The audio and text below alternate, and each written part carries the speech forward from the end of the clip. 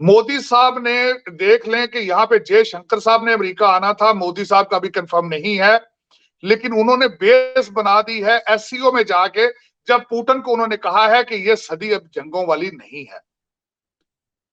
इसको कहते हैं मौके की मुनासबत से बात करना। अगर वेस्टर्न कंट्रीज की तरफ आ रहे हो तो वो बेस बना रहे हैं वहां पे।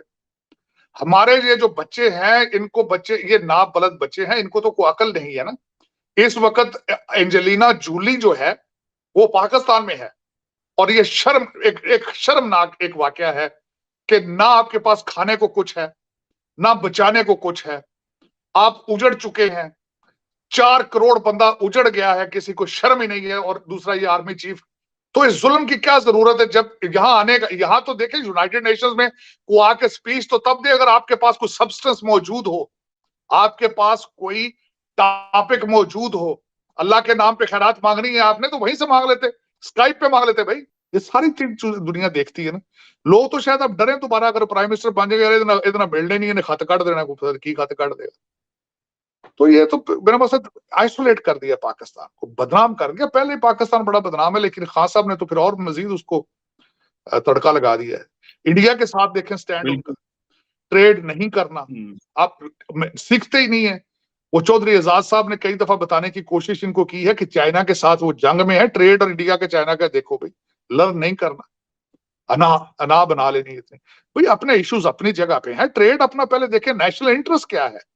गरीब जो मरेगा उसका क्या यस। होगा? आप तो अरबपति है ना, आपका तो भाई पाउंडों और डॉलरों में इनकम है। गरीब आदमी ने दाल टमाटर कहां से खाने हैं भाई? उनका नहीं सोचना इन्होंने। लेकिन ये कि फिर अब क्या किया जाए चीमा साहब, इस पे हमारे जैसे बंदे अफसोस ही कर सकते हैं, और क्या होगा इससे बड़ा। सऊदी अरेबिया, जो कि जिसे हम ये कहते हैं कि हमारा बहुत स्ट्रॉन्ग अलाय है, क्या हमने कभी सऊदी अरेबिया से ये बात की? क्या हम ये बात करने जोगे हैं? क्या हम ऐसा कर सकते हैं? क्योंकि हमारी इकॉनमी जो इस वक्त है वो तो आप जानते हैं आईएमएफ के प्लान पर चल रही है, और डेली बेसिस पे अभी भी इस वक्त डॉलर बहुत ऊपर जा रहा है और हमारी करेंसी का रेट बहुत डाउन होता जा रहा है, फिर एक मरतबा वही हो रहा है। तो इस सिचुएशन में हम इस तरह की बात करते हुए सही भी नहीं लगते। लेकिन इस खबर की डिटेल्स क्या आपके सामने रखे देती हूँ। खबर की डिटेल्स ये हैं कि इंडिया के मिनिस्टर पीयूष गोयल वहाँ पर गए हुए हैं और उनका 3 डे विज़िट था। उस विज़िट के दौरान उन्होंने अपने काउंटर पार्ट से जो उनकी मुलाकातें हुई, जो टॉक्स हुई, और इसके अलावा उनकी जिससे भी मुलाकात हुई है बायलैटरल टॉक्स में या इन इश्यूज़ पे बात करने के लिए, वहाँ पर ये एक बहुत संजीदगी से बात ये सोची गई है कि इंडिया और सऊदी अरेबिया के बीच रुपी रियाल ट्रेड शुरू कर दी जाए। ये एक ऐसा आप समझ लें कि गेम चेंजर इसको कहा जा रहा है। कोई भी कंट्री जब ये स्टार्ट करेगा या अगर ऐसा सोच लेगा तो वो उसके लिए गेम चेंजर साबित होगा। और उसने अपने रुपये को इतना स्ट्रेंथन कर लिया, या अपने जो भी उसकी करेंसी है उसने उसको इतना स्ट्रेंथन कर लिया। अच्छा, इससे पहले कौन ये कर पाया? तो मैं आपको सामने ये भी बता देती हूँ कि इससे पहले चाइना और सऊदी अरेबिया, इनके बीच जो ट्रेड हुई है वो अपने युआन और रियाल में हो चुकी है। तो डॉलर को पूरी तरीके से तो नहीं, लेकिन उन्होंने कुछ थोड़ी बहुत जो है वो कोशिश की है उसको पीछे ले जाने की। अच्छा, अब देखिए ना, पूरी दुनिया का जो निज़ाम है वो डॉलर पे चलता है। ऐसा नहीं है कि अगर ऐसा सोचा जा रहा है और ये डिस्कशन हुई है तो इसका मतलब ये कि फौरी तौर पर वो अपने उसके सारे सिस्टम को जो है इस पे ले आएंगे और डॉलर को छोड़ देंगे, ऐसी बात नहीं है।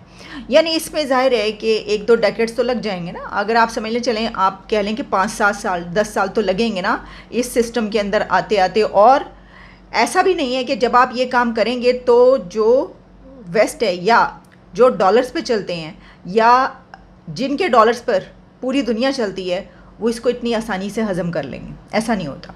तो यही वजह मैंने कही कि ये काम सिर्फ ये डिस्कस करना या ये करने के मुतालिक प्लान बनाना ये वही कंट्रीज़ कर सकते हैं जो अपनी पॉलिसीज़ में इंडिपेंडेंट हो।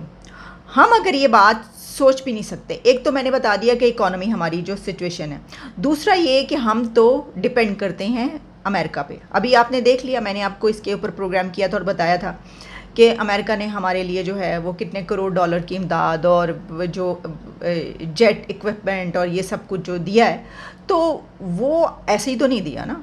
आप ऐसा कोई काम करने का सोचें, कोई, मैं तो कह रही ये बहुत बड़ा काम है, कोई छोटा मोटा काम करने का आप ऐसा कोई सोचें अमेरिका के खिलाफ जाके, वो आपको बताएगा।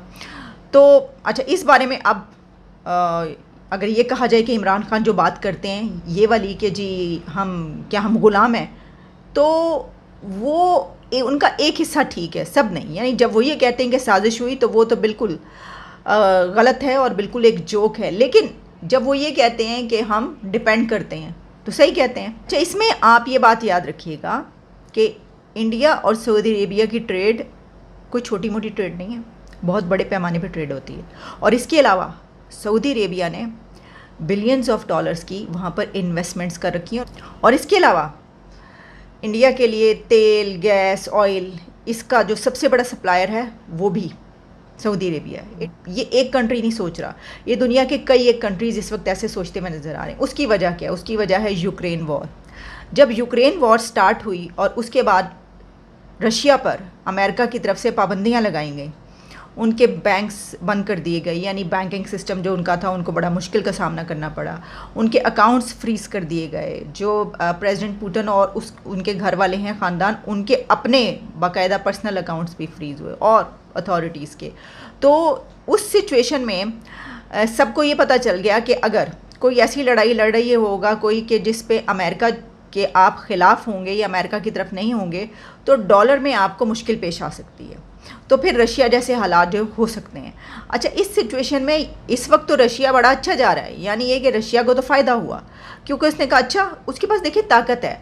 आपके पास कोई ना कोई ताकत होना ज़रूरी है ना, कोई भी ऐसा काम करने के लिए। मसलन ये कि रशिया के पास तो ताकत है ना, और उसके पास नेचुरल रिसोर्सेज हैं जो वो पूरी दुनिया को देता है, और उसने उसकी कीमत भी कम कर दी। तो रशिया ने इस तरह फ़ायदा उठाया। देखिए ना, ये आपकी स्ट्रेटजी है। आप किस तरह चलते हैं, या तो आप घबरा जाते हैं और आप बस औंधे मुंह गिरते हैं, फिर आप कहते हैं कि हम तो रह गए।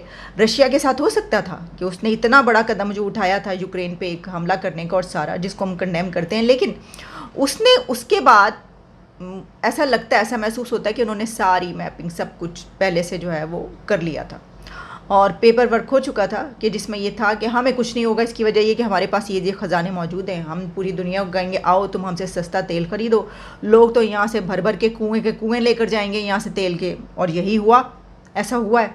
कंट्रीज़ ने उनसे बहुत बड़े पैमाने पर तेल ख़रीदा और भारत ने भी रशिया से तेल ख़रीदा है। तो इस वजह से रशिया की करेंसी को भी कोई प्रॉब्लम नहीं हुई, उसके जो हैं वो जिस तरह कारोबार चलता रहा, बल्कि मज़ीद बेहतर हो गया। तो वो रशिया जो ना थोड़ा सा वो फैल गया। लेकिन इसमें जो मैं आपको बात बता रही हूँ, अब देखें, एक ये बात हमारे लिए तो अहम इसलिए है कि देखें दो कंट्रीज़ हैं, सऊदी अरेबिया और इंडिया।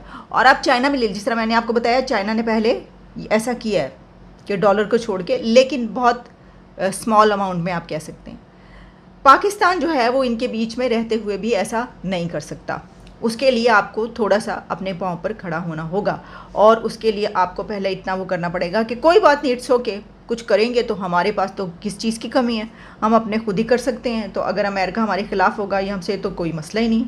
तो जब आप अपने आप को ऐसा बना लेंगे तो फिर तो आप ये सोच सकते हैं। तो ये देख लें कि दुनिया किस तरफ जा रही है, इकॉनमी उनके किस तरफ जा रही है कि वो अब अपने रुपये को डॉलर के मुकाबले में ला रहे हैं, और हमारा रुपया जो है वो गिरता ही चला जा रहा है।